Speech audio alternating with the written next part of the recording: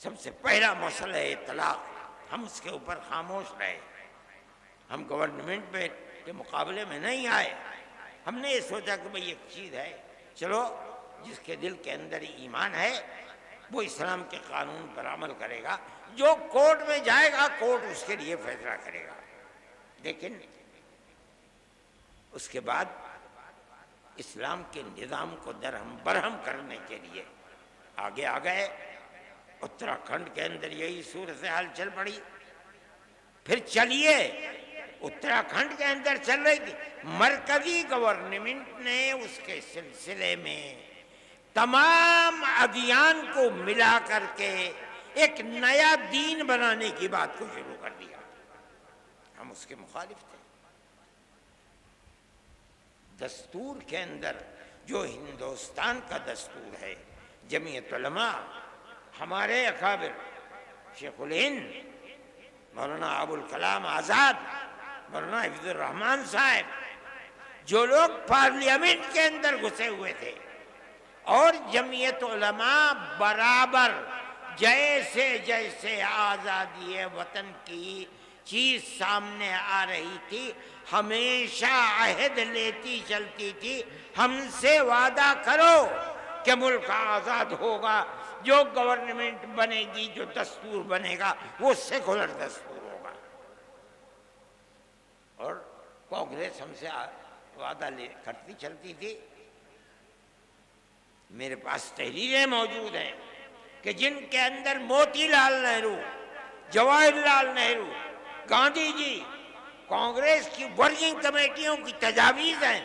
وہ کہتے ہیں کہ ہم یقین دیتے ہیں کہ مسلمانوں کا مذہب، مسلمانوں کے اوقاف، مسلمانوں کی مسجدیں، مسلمانوں کے امام باڑے، ان کی زبان، ان کا کلچر، ایک لمبی فہرست ہے، ہر چیز محفوظ رہے گی. ملک آزاد ہو گیا. آزاد ہونے کے بعد ملک کا دستور بنا. ایسے لوگ تھے جو یہ کہتے تھے کہ ملک آزاد ہوا، لیکن مسلمانوں نے اسلام کے نام کے اوپر ایک ٹکڑا ملک کا لے لیا. اس لیے اب ملک کا دستور ہندو دستور ہوگا، انہوں نے لے لیا. جمعیت علماء تھی جو لے کر کے بیٹھ گئی. ہم نے ملک کو تقسیم نہیں کرایا. ہمارے اوپر جوتوں کے ہار ہمارے گلوں کے اندر پڑے، ہمیں مارا گیا، لیکن ہم نے جس چیز کو صحیح سمجھا تھا، ملک کی تقسیم کی مخالفت کی. ہم پاکستان نہیں گئے. اگر ملک کی تقسیم پر دستخط کیے، تم نے دستخط کیے، ہم نے دستخط نہیں کیے.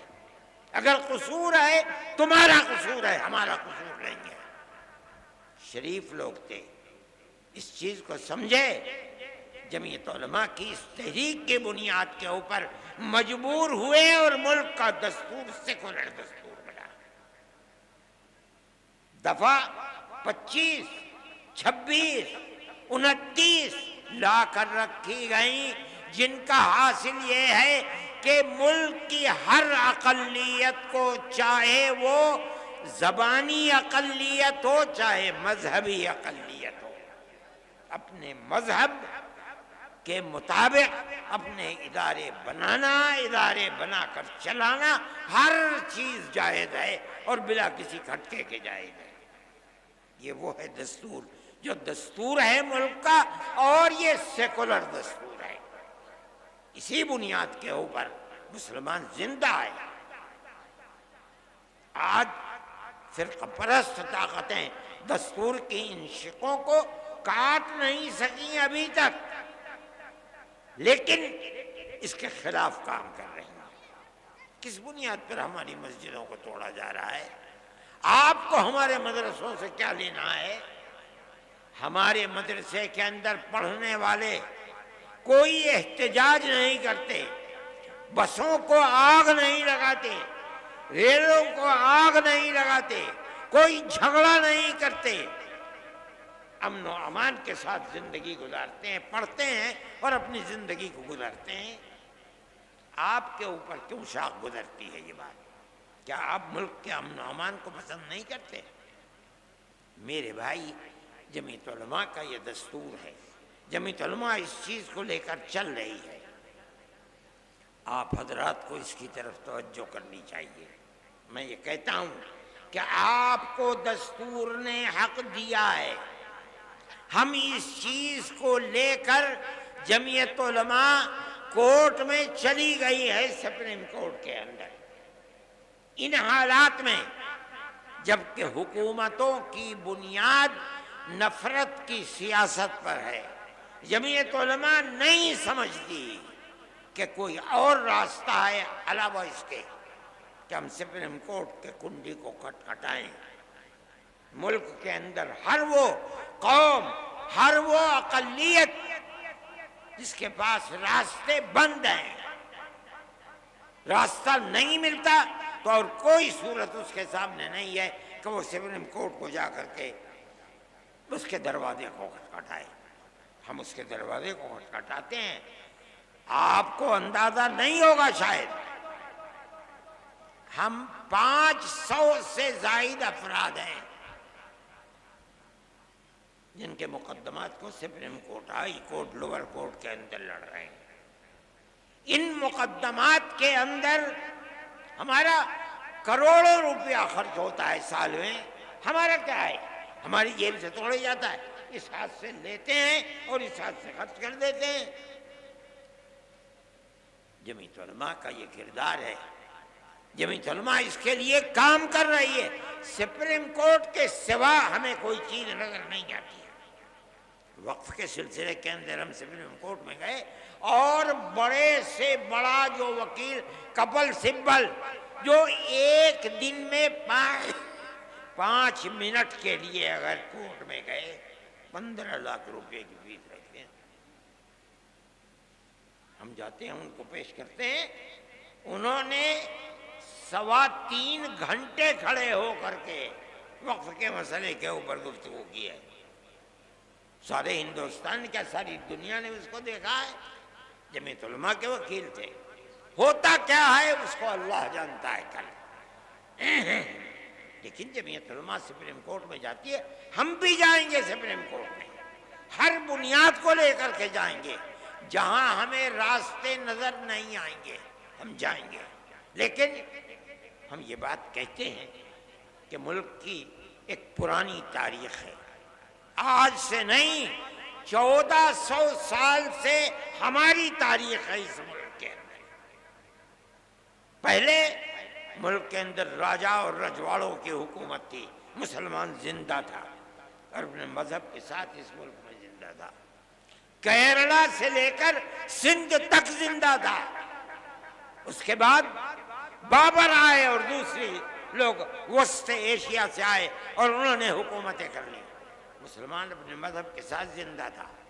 بہادر شاہ ظفر آخری بادشاہ تھے، چلے گئے، اس کے بعد انگریز کی حکومت، مگر مسلمان اپنی آزادی مذہب کے ساتھ زندہ تھا۔ اس کے بعد یہ آئی حکومت، کانگریس کی حکومت کے اندر ایسا مسئلہ مسلمان کے ساتھ نہیں تھا۔ کانگریس کی حکومت ختم ہوئی، اب اس کے بعد یہ لگتا ہے کہ اس دستور کو بھی آگ لگا دی جائے گی اور مسلمان کو مذہب کے اعتبار سے نقصان پہنچایا جائے گا۔ میرے بھائی، ہم یہ سمجھتے ہیں کہ جب تک یہ دستور زندہ ہے آپ کو نہ کرنے کا کچھ حق ہے، اور ہم جائیں گے کورٹ میں، پہنچ گئے ہیں کورٹ کے اندر، فیصلہ کب آتا ہے کب نہیں ہوتا ہے ہمیں اس سے کوئی فکر نہیں۔ ہمارا ماننا یہ ہے کہ ملک کے اندر امن و امان رہ سکتا ہے تو اس کی صورت صرف یہی ہے کہ ملک کی ہر اقلیت اور اکثریت ایک دوسرے کے ساتھ مٹھی کی انگلیوں کی طرح سے جڑ کر رہے ہیں۔ جمعیت علماء اسی طرح زندہ رہتی ہے اور کام بھی اسی طریقے پر کرتی ہے، ہم اس چیز کو لے کر پہنچیں گے۔ لیکن میں یہ کہتا ہوں کہ یہ نظریہ دل میں پیدا کیوں ہوتا ہے؟ کہ آپ مسلمان کو نقصان پہنچائیں اور اس کے مذہب سے بیگانہ کریں آپ. میں سمجھتا ہوں کہ یہ چیز ملک کے لیے غلط ہے اور سارے ملک کو تباہ کر رہی ہے. آپ اقلیت اور اکثریت کے اندر گھسیں، ماحول کے اندر کاروبار کو دیکھیں، اقتصادیات کو دیکھیں، امن و امان کو دیکھیں، ہر اعتبار سے ملک تباہ اور برباد ہوتا چلا جا رہا ہے. کاروباری لوگ یہ بیٹھے ہوئے بنارس کے، میں صبح سے بات کر رہا ہوں، ہر آدمی یہی کرتا ہے کہ جم گیا ہے کاروبار. ایسا لگتا ہے جیسے مارکیٹ میں پیسے ہی نہیں ہیں. چند افراد ہیں جو سارے ملک کی دولت کے اوپر قبضہ کیے ہوئے ہیں، لیکن سارا ملک ان چند افراد سے تو نہیں چلتا ہے. کیا بربادی ہے؟ میں کہتا ہوں گورنمنٹ جسے امن و امان قائم کرنا چاہیے، بھائی چارگی کو بڑھانا چاہیے، ہندو مسلم اتحاد کو پیدا کیا جائے، ہر ایک کو مذہبی دستور کی آزادی دی جائے. آپ نے اس کو آگ لگانا شروع کیا ہے. ملک تباہی اور بربادی کی طرف چل رہا ہے. جمعیت علماء کی یہ تحریک ہے. امن و امان ختم ہو رہا ہے. موب لنچنگ ایک مصیبت ہے اور سب سے بڑی مصیبت لوگ یہ سمجھ رہے ہیں کہ مسلمان کی تباہی نہیں. جب آپ لوگوں کو یہ حق دیں گے کہ وہ قانون کو اپنے ہاتھ میں لے لیں تو صرف مسلمان ہی کا قتل نہیں ہوگا، مسلمان کا بھی قتل ہوگا، ہندو کا بھی قتل ہوگا. بربادی ملک کے اندر آئے گی. کیا کر رہے ہیں آپ؟ میں حکومتوں کو کہتا ہوں، کہاں ہیں حکومتیں؟ کیا ہو رہا ہے؟ کس طرح قتل ہو رہے ہیں؟ کیا انتظامیہ کو یہ پتہ نہیں کہ کیا ہو رہا ہے؟ کون لوگ ہیں وہ عنصر، کون ہیں جو اس طریقے پر آدمی کو آپ کی موت سے کھیل رہے ہیں؟ وہ کون لوگ ہیں؟ دنیا دیکھ رہی ہے. ہم نے یہ بات کہی تھی، شور مچایا تھا جب بہار سے جو صوبہ بنا اس کے اندر موب لنچنگ سب سے زیادہ، اور بی جے پی گورنمنٹ تھی. بی جے پی گورنمنٹ گر گئی، امن و امان ہو گیا.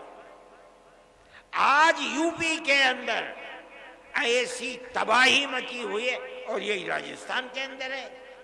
اگر حکومت چاہے تو وہ ملک کے امن و امان سے کھیلنے والے لوگ ایک دن نہیں آزاد رہ سکتے. لیکن یہ افسوس کی بات ہے کہ ہندو اور مسلمان کا قتل عام کرنے والے لوگ بالکل زندہ ہیں. اگر گئے بھی جیل میں 2 4 5 10 دن کے لیے گئے اور اس کے بعد آزاد ہو کر کے پھر انہوں نے یہی شروع کر دیا. کس طرح ملک چلے گا؟ یہ بربادی کس طرح سے قبول کر لی جائے؟ میں یہ بات ارباب مدارس سے کر رہا ہوں کہ انہیں اپنے مدارس کی حفاظت کے لیے کام کرنا چاہیے. حفاظت کس طرح سے ہوگی؟ ایک تو ہے حفاظت دستوری. دستوری حفاظت کا مطلب یہ ہے کہ جو دستور کے اندر دفعات ہیں اور دستور نے جو آپ کو اختیار دیا ہے، آپ اس دستور کے دیے ہوئے اختیار کو استعمال کریں. بہت اچھی بات ہے. لیکن اگر میں اپنے مکان کو دبی بنا سکتا ہوں جب زمین میری ہو، اگر میری زمین نہیں، میں نہیں بنا پاؤں گا. تو آپ یاد رکھیے کہ مدرسے کو بھی آپ جب ہی بنا سکتے ہیں جب وہ زمین مدرسے کی ہو. آپ جب ہی بنا سکتے ہیں جب کسی دوسرے کی زمین پر آپ نے قبضہ کر کے اپنا مکان نہ بنایا ہو. تو آپ مدرسہ کیسے بنا دیں گے؟ مسجد کیسے بنا دیں گے؟ نہیں ہو سکتا ہے. دوسری بات، آپ جب ہی بنا سکتے ہیں جب آپ نے میونسپلٹی سے، کارپوریشن سے، ضلع انتظامیہ سے اپنی زمین ثابت کر کے اس زمین کا نقشہ منظور کرایا ہو. اگر نہیں ہے آپ اسے نہیں بنا سکتے. یہ ایک مصیبت ہے. اور میں سمجھتا ہوں کہ یہ بھائی چارگی تھی. بے شمار جگہیں ایسی ہیں کہ اگر اکثریت وہاں مندر بنانا چاہتی ہے کسی اجازت کی ضرورت نہیں. مسلمان اگر مسجد بنانا چاہتا ہے کسی اجازت کی ضرورت نہیں. میں دیوبند کو جانتا ہوں, کسی اجازت کی ضرورت نہیں تھی. لیکن بی جے پی گورنمنٹ کے اندر اور کہیں آئی نہ آئی, لیکن مسجد اور مدرسوں کے اوپر یہ آفت آ گئی.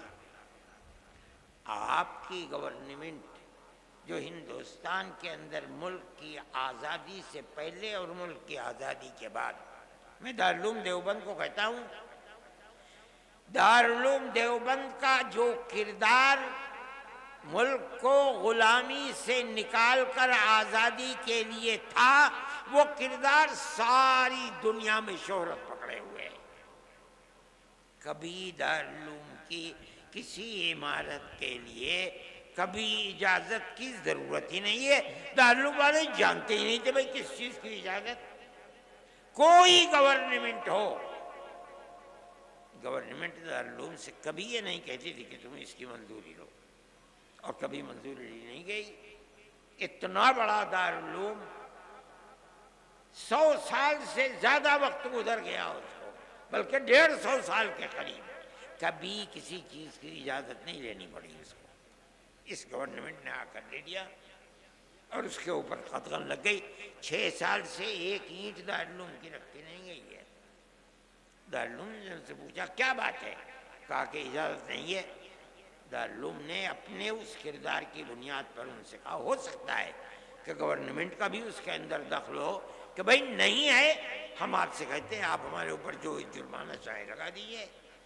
انہوں نے جرمانہ لگایا 1 کروڑ 1.5 کروڑ سے زیادہ کا. دارالعلوم نے 25 لاکھ اس میں جمع کیے, 25 لاکھ یا 20 لاکھ. باقی اور کے بارے میں اختلاف ہو گیا. وہ کہتے تھے 60 کروڑ روپیہ دینا پڑے گا. اس کے بعد پھر بات چیت ہوئی تو وہ گر کر کے 1 کروڑ 60 لاکھ کے اوپر آ گیا. دارالعلوم نے 25 لاکھ دے دیا. ابھی تک فیصلہ نہیں ہوا ہے. میں یہ کہتا ہوں کہ پچھلی گورنمنٹوں نے ملک کے اندر رہ کر کے جن چیزوں کے اندر آزادی دی, اگرچہ وہ قانون کے خلاف تھی, نہیں پوچھا کہ مسجد کس زمین پر بن رہی ہے, کیا ہو رہا ہے. اگر یہ بات ثابت ہو جاتی ہے آج کہ یہ گورنمنٹ کی زمین ہے اور مسجد کی زمین نہیں ہے, انہیں توڑنے کا حق ہے. اگرچہ آپ کو دستوری اعتبار سے یہ حق ہے کہ آپ مسجد بنائیں, لیکن یہ مطلب نہیں ہے کہ آپ گورنمنٹ کی زمین پر مسجد بنا لیں, گورنمنٹ کی زمین کے اوپر مدرسہ بنا لیں. اگر آپ بنائیں گے تو آپ کو لوہے کے چنے چبانے پڑیں گے. میں اپنے ساتھیوں سے بھی کہتا تھا کہ اس موضوع کے اوپر گفتگو کریں. آپ مدرسہ بنائیں, اپنی زمین پر بنائیں, مدرسے کی زمین پر بنائیں. مسجد بنائیں, اپنی زمین پر بنائیں, مسجد کی زمین پر بنائیں. وقف کریں اس کو. یہاں ایک مسئلہ آتا ہے. آج اگر آپ یہ چاہیں کہ آپ کو مسجد بنانے کی اجازت مل جائے گورنمنٹ سے, آپ تمام شرائط کو پورا کر دیں. شرائط کو پورا کرنے کے بعد گورنمنٹ, صوبائی گورنمنٹ, مرکزی گورنمنٹ آپ کو مسجد بنانے کی اجازت دے دے. آج کی صورتحال یہ کہ آپ کو اجازت نہیں مل سکتی. پھر کیا کریں گے آپ؟ آپ مشترکہ مکان, پنچایت گھر, اس طریقے کا مکان بنانے کی اجازت لیں. اپنے پنچایت بھی کریں اور آپ اس کو مسجد کے طریقے پر بھی استعمال کریں. لیکن یہ غلطی کبھی مت کیجیے گا کہ نقشے کی منظور کرائے بغیر یا اپنی زمین کے علاوہ گورنمنٹ کی کسی زمین کے اوپر آپ کر لیں، تو جس طرح آپ کی بنائی ہوئی ان کالونیوں کو بلڈوزر سے سینکڑوں مکانات کو تباہ کیا جا رہا ہے، اسی طرح آپ کی مسجدوں اور مدرسوں کو بھی تباہ کیا جائے گا۔ آپ اسے یقین سمجھیے، اور اس کے لیے آپ کو کوشش کرنی چاہیے۔ میرے بھائی، وقف کے مسئلے کے اندر بھی ہم اسی طرح گئے ہیں۔ اوقاف کا مسئلہ اپنی جگہ کے اوپر بڑا اہم مسئلہ ہے۔ ہماری لاکھوں ایکڑ زمین ہے ملک کے اندر، جو اوقاف کی زمینیں ہیں، یہ وقف یوزر استعمال کی ہوئی زمین کو اگر اس کے پاس کاغذات وقف کے نہیں ہیں، علامتیں وقف کی ہیں، آپ اسے قبول کر لیں۔ یہ جمعیت علماء کے اکابر کا معاملہ تھا۔ ملک کی تقسیم کے بعد بے پناہ ایکڑ زمین اوقاف کی تھی، ان لوگوں نے بیٹھ کر جو وقف سن 54 کے اندر قانون بنا، جواہر لال زندہ تھے، استعمال دلیل ہے اس بات کی کہ یہ وقف ہے، کوئی کاغذ نہیں ہے۔ 500 سال 600 سال پرانی مسجد ہے۔ آپ کے یہاں جونپور کے اندر کیسی بڑی بڑی مسجدیں، معلوم ہوتا ہے قلعے ہیں، 400 سال 500 سال پرانی مسجدیں ہیں، کسی کاغذ کوئی کاغذ ہے ہی نہیں اس کے اندر۔ علماء دیوبند جمعیت علماء نے سن 54 میں قانون جواہر لال کے سامنے بنایا، اور یہی قانون چل رہا ہے اس وقت۔ انہوں نے آ کر کے اس قانون کے اندر ترمیم کرنی چاہیے، ہم اس کے خلاف ہیں۔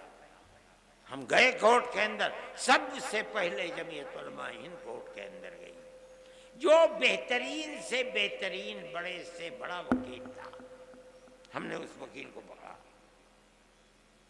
اور میں یہ بات کہتا ہوں، وہ نہیں ہے یہاں، میں کبھی اگر گیا تو میں ان کا شکریہ بھی ادا کروں گا۔ وہ وکیل جو 15 لاکھ، مجھ سے صاحب کہہ رہے تھے کہ انہیں کچھ مشورہ لینا تھا، انہوں نے کہا میرے پاس تو وقت نہیں ہے، اگر آپ کو مشورہ لینا، میں جا رہا ہوں فلاں صاحب کے پاس ملنے کے لیے، آپ گاڑی میں بیٹھ جائیے۔ گاڑی میں بیٹھ گئے، ایک جین صاحب ڈاکٹر ہیں دیوبند، وہ مجھے سنانے لگے کہ میرے خیال میں 5-7 منٹ لگے ہیں وہاں تک پہنچنے میں۔ انہوں نے مشورہ دے دیا اور ان سے پوچھ لیا کہ میں کیا پیش کروں، فرمایا 10 لاکھ روپے دے دو۔ 5-7 منٹ کی گفتگو میں کہا کہ میرا اسٹینو ہے، اس کو دے دو 10 لاکھ روپے، اور 10 لاکھ روپے انہوں نے دے دیے۔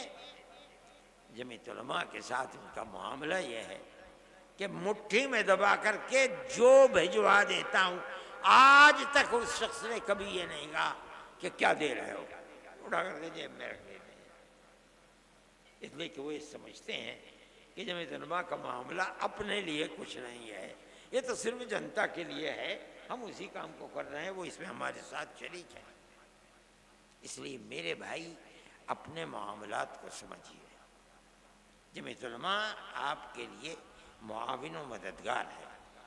ہم ہر لمحے کے اوپر، مدارس کے مسئلے کے اندر بھی ہم کورٹ میں پہنچ گئے، لیکن کورٹ نے یہ کہا کہ یہ مسئلہ اتراکھنڈ کا ہے، اسے ہائی کورٹ میں جانا چاہیے۔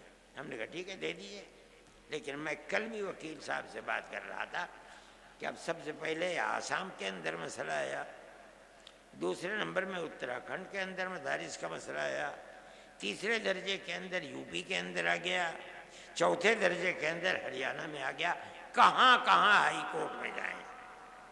آپ یہ بتائیے، بہتر سے بہتر سپریم کورٹ کے وکیلوں سے مشورہ کر کے، کیا یہ اسباب کہ 4 صوبوں کے اندر مدرسوں کے پاس نوٹس آ رہے ہیں، کیا یہ سب مل کر کے سپریم کورٹ میں جا سکتے ہیں یا نہیں؟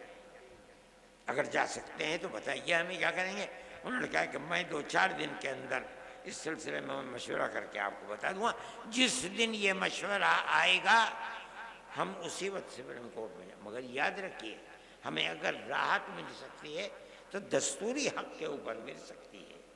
اگر وہ مدرسے کی زمین مدرسے کی نہیں ہے اور نقشہ منظور کرایا ہوا نہیں ہے، آپ کو کوئی راحت نہیں ملے گی۔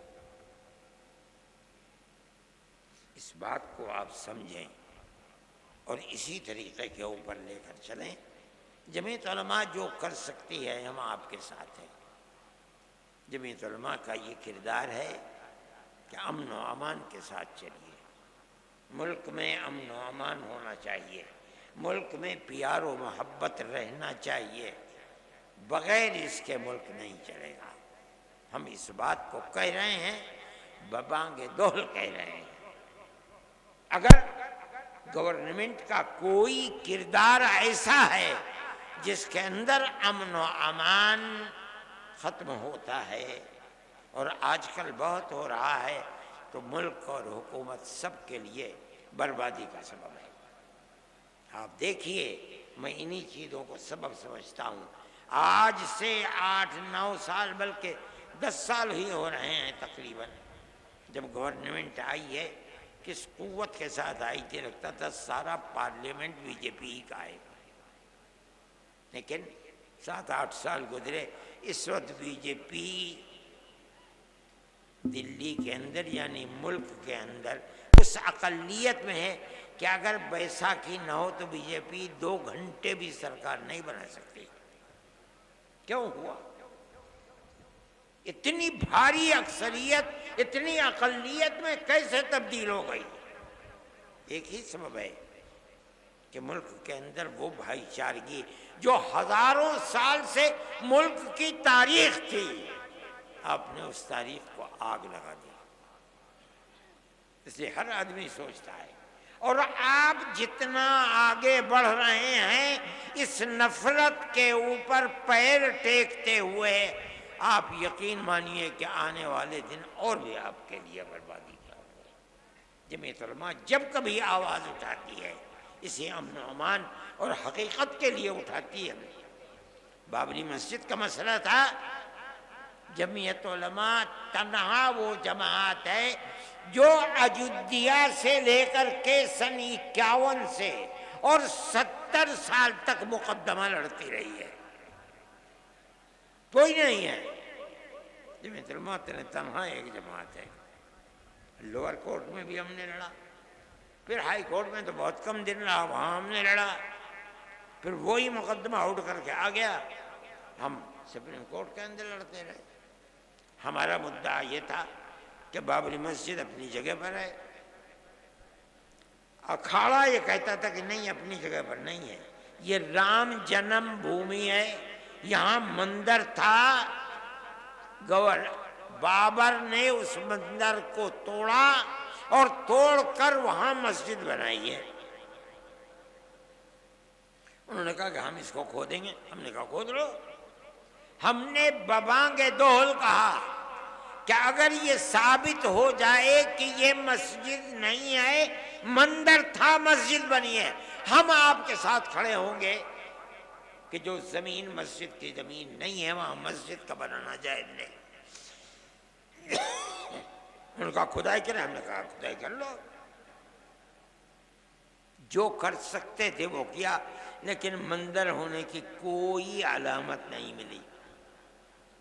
ہمیں اور طاقت مل گئی، ہم نے پھر یہی بات کہی اور قوت کے ساتھ کہی۔ سپریم کورٹ کے اندر بات چلتی رہی۔ ہم ہر دن ہر تاریخ کے اوپر کتنے لاکھ روپیہ خرچ کیا کرتے تھے، ہم نے خرچ کیا اس کو۔ ایک قوم کا مسئلہ ہے، بھئی آپ ہماری مسجد کو یہ کہہ کر کے کہ یہ رام جنم بھومی ہے، اس کا مطلب یہ ہے کہ نہ بابر کے ساتھ کوئی عالم دین تھا جو یہ بتائے کہ کسی دوسری جگہ کے اوپر جو ان کی مذہبی جگہ ہے اس کو ہٹا کر کے توڑ کر کے مسجد نہیں بن سکتی، کوئی بتانے والا نہیں ہے۔ لیکن ہم اس بات کو کہتے ہیں، ہم جو بات کہتے تھے وہ سچی نکلی۔ سپریم کورٹ نے یہ کہا، 3 شقیں تھی سپریم کورٹ کی۔ ایک شق یہ تھی کہ مسجد اپنی جگہ پر ہے، ہمارا سر بلند کر دیا۔ اکھاڑا جھوٹ بولتا ہے، وہ کہتا ہے کہ مسجد اپنی جگہ نہیں ہے، یہ رام جنم بھومی تھی، مندر کو توڑ کر کے بابر نے مسجد سپریم کورٹ رہتا، غلط ہے۔ مسجد اپنی جگہ ہے۔ دوسری بات کہتا ہے جنہوں نے مسجد میں جا کر مندر کو رکھا ہے وہ مجرم ہے۔ یہ دو بات کہنے کے بعد تیسری بات خود بخود واضح ہے کہ جب دونوں چیزیں ہیں تو تیسری بات یہ ہے کہ مسجد مسلمانوں کی ہے۔ یہاں آ گیا کہ مسجد ہم اکھاڑے کو دیتے ہیں، لیکن میرا دل مطمئن ہے، آج نہیں کہہ رہے ہیں، یاد رکھیے وہ دن آئے گا جب مورخ یہ کہے گا کہ گورنمنٹ نے ظلم کیا ہے، مسجد کی جگہ ہے جس کو انہوں نے رام جنم بھومی کہہ کر کے اس کو بنا دیا۔ ہمارا مسئلہ ہے جمعیت علماء ہر اس طرح کی چیزوں کے اندر آگے بڑھتی ہے۔ جمعیت علماء نے آپ کو جمع کیا ہے، ہماری کوئی غرض نہیں ہے، لیکن ہماری غرض مدارس سے وابستہ ہے۔ ہم یہ سمجھتے ہیں کہ مدارس کی بنیاد اس ملک کو غلامی کی زنجیروں سے نکال کر آزادی کی طرف لے کر چلنا، اس ملک کو، اس قوم کو۔ یہ مسجد اور مدرسوں کا کردار ہے۔ جو نہیں جانتے وہ جاہل ہے۔ جس مسجد سے یہ آواز اٹھتی تھی انگریز نے اس کو ختم کر دیا، آج زمین کھودو وہاں سے نکلے گی۔ جن مدرسوں سے یہ آواز اٹھتی تھی مدرسے، انگریز نے ان کو ختم کر ڈالا، لیکن کلا محل محلہ ہے دلی کا، وہاں جاؤ اس کے آثار آج بھی ملتے ہیں۔ کہا جاتا ہے کہ شاہ عبدالعزیز صاحب محدث دہلوی کا مدرسہ یہی تھا۔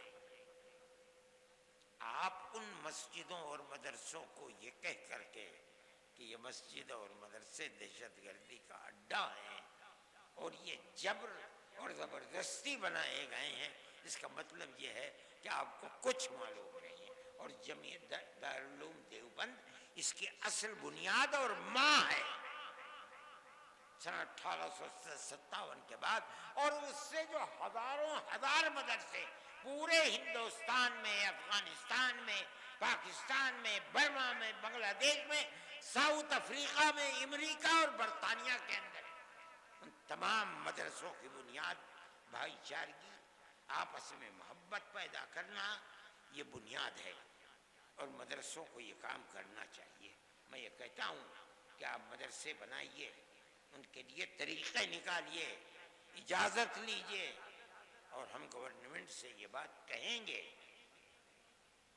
ہم کوشش کرنا چاہیں گے ملاقات کی، کہ اگر آپ یہ کہتے ہیں کہ مدرسوں کو، مسجدوں کو بنانا بغیر اجازت کے نہیں ہے، آپ ان شرائط کو بتائیے کہ کیا شرائط ہیں جن کی بنیاد پر آپ ہمیں اجازت دیں گے۔ آپ کا عملہ اجازت دے گا، کارپوریشن اجازت دے گا، میونسپلٹی اجازت دے گی، ہم اسی طریقے کے اوپر مسائل کو پیش کریں گے۔ گورنمنٹ کے بنائے ہوئے دیے ہوئے قانون کے مطابق چلیں گے، بطور زبردستی کچھ نہیں۔ ہمیں توقع ہے کہ گورنمنٹ اس سلسلے میں ہمارے ساتھ معاملہ کرے گی اور صحیح طریقے کے اوپر ہمارے مسجد اور مدرسوں کے کام کو آگے بڑھائے گی۔ آپ حضرات سے میں نے یہی بات کہی ہے کہ آپ خوب سوچ سمجھ کر کیجئے، اگر کوئی کمزوری ہے قانونی اعتبار سے بہتر وکیل کر کے آپ اس کمزوری کو دور کیجئے۔ آمدنی کے اندر بالکل صاف اور ستھری آمدنی کے طریقے کو حساب بنائیے اور ہر سال اس کو آڈٹ کرائیے۔ اگر آپ یہ سب چیزیں کریں گے تو آپ اپنے مدرسوں کو زندہ رکھ سکیں گے، اور ہماری دعا یہ ہے کہ مدرسے بھی زندہ رہیں اور مسجدیں بھی زندہ رہیں۔ اللہ تعالی ہمارے اس ملک کے اندر پیار و محبت، جس طرح ہماری پرانی تاریخ ہے، اس پیار و محبت کو زندہ و جاوید رکھے۔ ہم اس پیار و محبت کو اس ملک کے اندر، ساری دنیا کے اندر ضروری سمجھتے ہیں، اس لیے کہ یہ مذہبی مسئلہ ہے، نبی کریم علیہ الصلوۃ والسلام نے دنیا کے اندر پیار و محبت کا پیغام دیا، اور اسلام اسی وجہ سے جنگل کی آگ کی طرح پھیلا ہے۔ اگر وہ دشمن اور نفرت کو جنم دیتے اور اسلام اس کو سامنے رکھتا تو اسلام 5 دن بھی زندہ نہیں رہ سکتا تھا۔ اس لیے میرے بھائی، پیار و محبت کو مذہب اور اللہ اور اس کے رسول کی تعلیم سمجھ کر کے آپ اس کو مضبوط کیجئے۔ اللہ آپ کو قائم و دائم رکھے، ہمارے ملک کو قائم و دائم رکھے، امن و امان کی فضا قائم رکھے، ہندو اور مسلمان سب پیار و محبت کے ساتھ رہیں اور پیار و محبت کے ساتھ زندہ رہیں۔ وآخر دعوانا ان الحمد للہ رب